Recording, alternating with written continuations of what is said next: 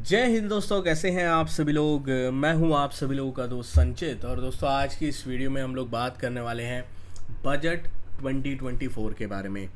एक ऐसा बजट जो कि according to many experts Modi government का बहुत बड़ा चेंज वाला एक बजट हो सकता है। जो अप्रोच पिछले कुछ बजट्स में हमें देखने को मिली है, उस अप्रोच में चेंजेस जो है हम लोगों को देखने को मिल सकते हैं।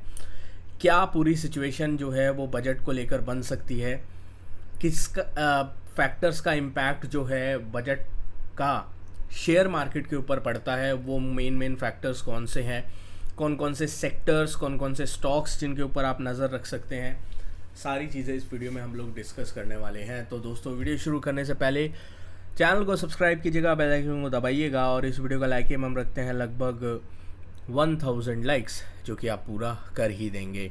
तो चलिए अब ज़्यादा टाइम वेस्ट ना करते हुए वीडियो को शुरू करते हैं। देखिए, सबसे पहली चीज़ हम लोग बात कर लेते हैं बजट के इम्पॉर्टेंट पॉइंट्स के बारे में। और ये पॉइंटर्स मैं एक बार आपके लिए लिख के लेके आया हूँ। थोड़ा बेहतर चीज़ें करने की कोशिश कर रहे हैं, एक पावर पॉइंट प्रेजेंटेशन बनाने की कोशिश कर रहे हैं। तो यहाँ पे मैंने बजट के कुछ पॉइंटर्स रखे हैं। अब ये पॉइंटर्स आपको ध्यान से पढ़ने और इन पॉइंटर्स के ऊपर आपको ध्यान रखना है। ये पॉइंटर्स वो हैं जो शेयर मार्केट को हिला सकते हैं, शेयर मार्केट में एक मोमेंटम जो है आइदर साइड का क्रिएट कर सकते हैं। सबसे पहला जो पॉइंटर है वो जीएफडी। जीएफडी क्या है? आपने जीडीपी का तो बहुत सुना होगा। जीएफडी है ग्रॉस फिजिकल डेफिसिट।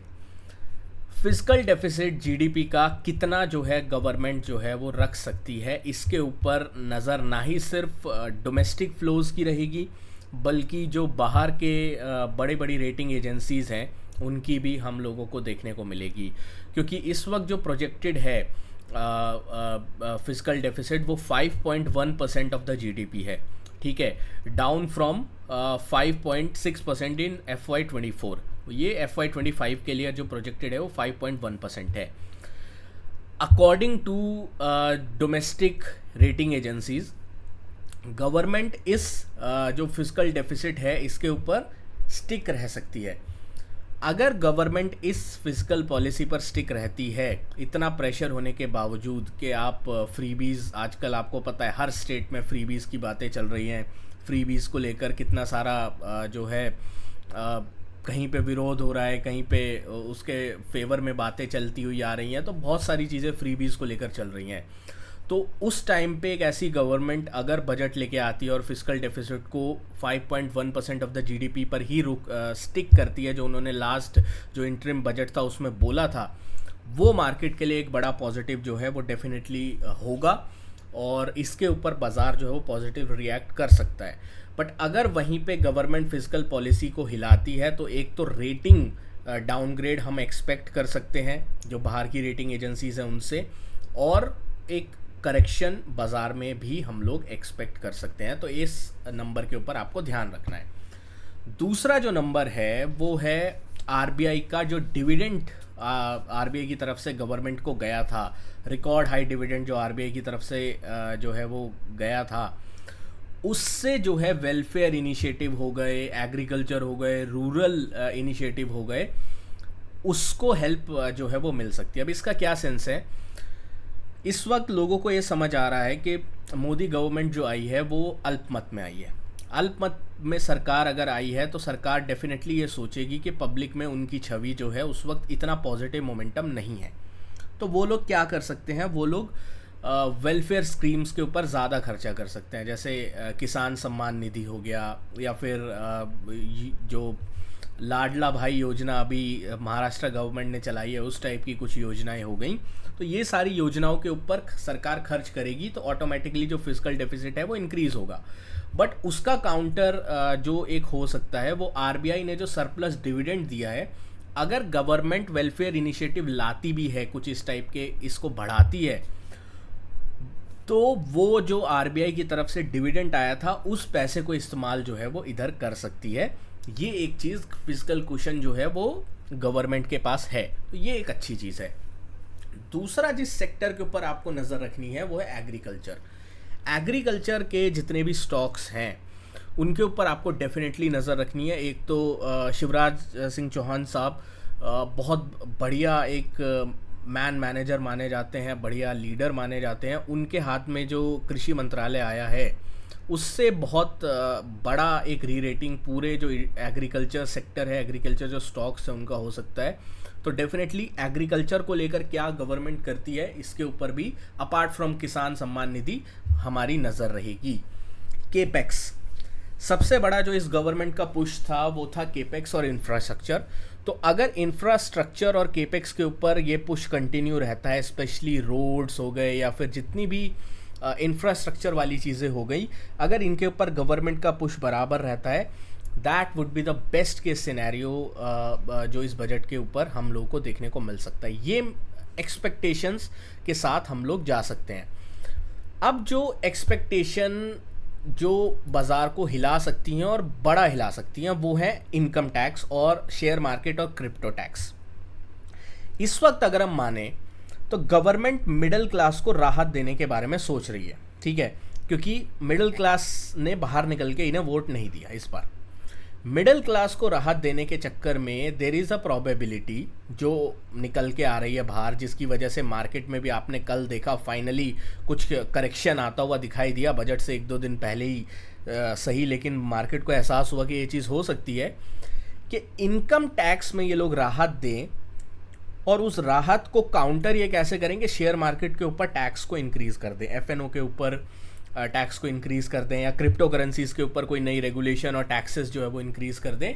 तो ये 2 सबसे बड़े फैक्टर होंगे जिनके ऊपर हमें नज़र रखनी होगी, ठीक है। तो इनकम टैक्स और share market and crypto tax क्या होता है, अगर मेरी एक्सपेक्टेशन आप पर्सनली मेरे से पूछें तो इनकम टैक्स में एक बड़ी राहत की मैं एक्सपेक्ट कर रहा हूँ जिस हिसाब से रिजल्ट्स आए हैं और आगे भी इस इलेक्शन होने वाले हैं।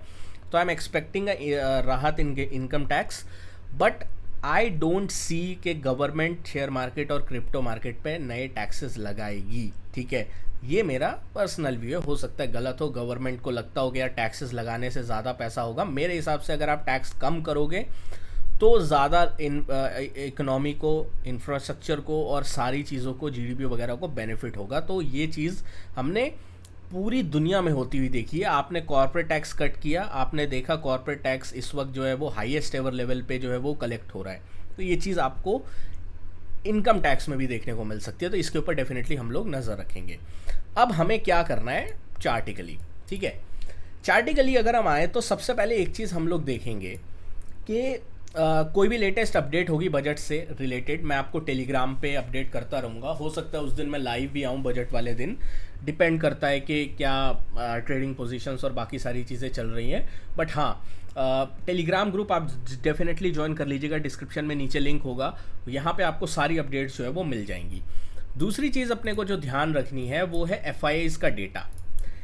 कितने ही लोग थे जब इलेक्शन के रिजल्ट आ रहे थे और FIIs इतने हेविली शॉर्ट थे, उस टाइम पे उन्होंने FIIs का मजाक उड़ाया था, ठीक है।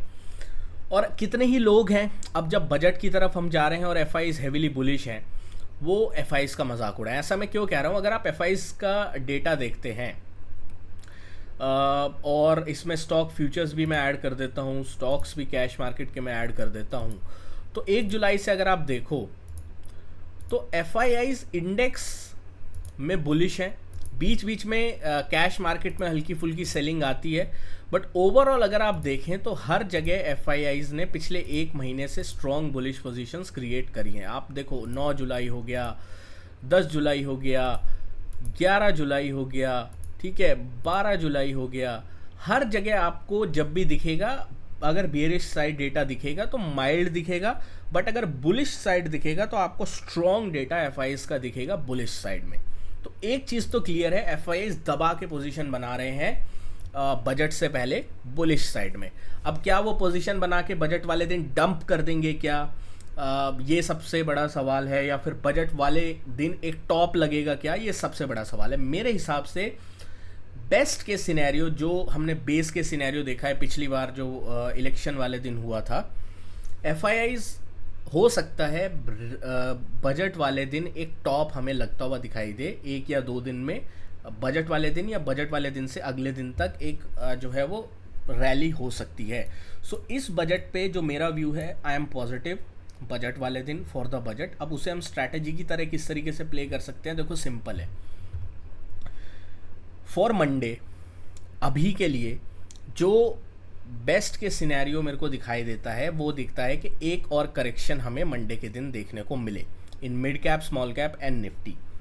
और निफ्टी अगर हमें इस लेवल के आसपास मिल जाए, ये कौन सा लेवल है, अराउंड 24,175, वो बेस्ट एंट्री पॉइंट रहेगा मेरे हिसाब से। 24,175 के पास अगर मेरे को निफ्टी मिलता है, that would be the best case scenario. जो सेकंड बेस्ट के सिनेरियो होगा वो होगा 24,400 के आसपास, वो सेकंड बेस्ट के सिनेरियो। तो दो मेरे एंट्री पॉइंट रहेंगे, एक मेरा एसएल रहेगा। वो एसएल कौन सा रहेगा, ये रहेगा 23,950। तो मैं जो है अगर स्ट्रैटेजाइज करना चाहूँगा फॉर द बजट, तो मेरे लिए 23,950 एक SL, first entry point 24,400, second और best entry point 24,180, SL would be 23,960 के आसपास होगा। और टारगेट्स में लेके चलूँगा नया ऑल टाइम हाई। अब वो नया ऑल टाइम है 25,000 हो सकता है, 25,500 हो सकता है, 26,000 हो सकता है, you can just name a number. But ये एक सिनेरियो जो है वो डेफिनेटली दिखाई देता है। और मंडे को अगर वीकनेस आती है, that would be the perfect के सिनेरियो फॉर अस, क्योंकि एफआईज मैसिवली बुलिश है यार, मैसिवली बुलिश है। एंड आई डोंट सी कि गवर्नमेंट इस वक्त इतना पब्लिक सेंटीमेंट अगेंस्ट होने के बावजूद कोई ऐसा रेडिकल स्टेप लेगी। मतलब बहुत सारे लोग 10% दूर की पुट ऑप्शन लेके बैठे। I just want to ask you कि कौन सी गवर्नमेंट चाहेगी कि आपका जो है बाज़ार बजट वाले दिन क्रैश हो? कौन सी गवर्नमेंट होगी जो चाहेगी बजट वाले दिन लोअर सर्किट बाज़ार में लगे? हो सकता है बाज़ार में करेक्शन आए, 2-3% का करेक्शन आए, मैक्स टू मैक्स 4% का करेक्शन आए, बट आपकी वो 10% दूर वाली जो पुट है वो तो ज़ीरो ही हो जानी है ना यार, वो तो गल ही जानी है। तो उस चीज़ का थोड़ा ध्यान रखें, इतनी दूर आउट ऑफ द मनी भी ना लें चीज़ों को कि मार्केट में मूव आए तो आप उसे कैप्चर ना कर पाओ, ठीक है? तो इस चीज़ का बस थोड़ा ध्यान रखना है। बाकी ये मेरा पर्सनल व्यू है, डिस्क्लेमर मैं ऑलरेडी दे चुका हूँ। हो सकता है इस हिसाब से मैं अपनी पोजीशंस को क्रिएट करूँ, but still that is my view and I reserve the right to be wrong on this. तो प्लीज़ अपने फाइनेंशियल एडवाइज़र से सलाह लें और उसके बाद ही कोई एक्शन लें। ये मैं प्योर एक डिस्क्लेमर आपको दे रहा हूँ। दोस्तों आशा करता हूँ वीडियो पसंद आई होगी। हाँ, अब ऊपर का टारगेट अगर आपको निकालना ही है तो just look at bank Nifty. Bank Nifty को मैं ऊपर का टारगेट निकालने के लिए यूज़ कर सकता हूँ। मैं ड्राइंग्स रिमूव कर लेता हूँ, जस्ट पुट ऑन द 4 घंटे का टाइम फ्रेम। अगर आप इस 4 घंटे के टाइम फ्रेम पे देखें तो बैंक निफ्टी ने जो रेंज बनाई है वो रेंज बनाई है अराउंड 51,200 से लेकर लगभग 53,300 तक, 2004 से 5% का। तो I would not be surprised कि इस ब्रेकआउट पे हमें लगभग बजट वाले दिन या बजट वाले वीक में, अगर बजट अच्छा आता है, 55,000-56,000 तक बैंक निफ्टी जाता हुआ दिखाई दे जाएगा बहुत ईजिली, ठीक है? तो ये टारगेट्स के साथ हम लोग डेफिनेटली जा सकते हैं बजट के ऊपर। इस चीज़ के ऊपर अपने को थोड़ी नज़र रखनी होगी। दोस्तों आशा करता हूँ वीडियो पसंद आई होगी। वीडियो पसंद आए तो वीडियो को लाइक कीजिएगा। मिलता हूँ आपसे अगली वीडियो में। Thank you so much for watching guys. जय हिंद, वंदे मातरम।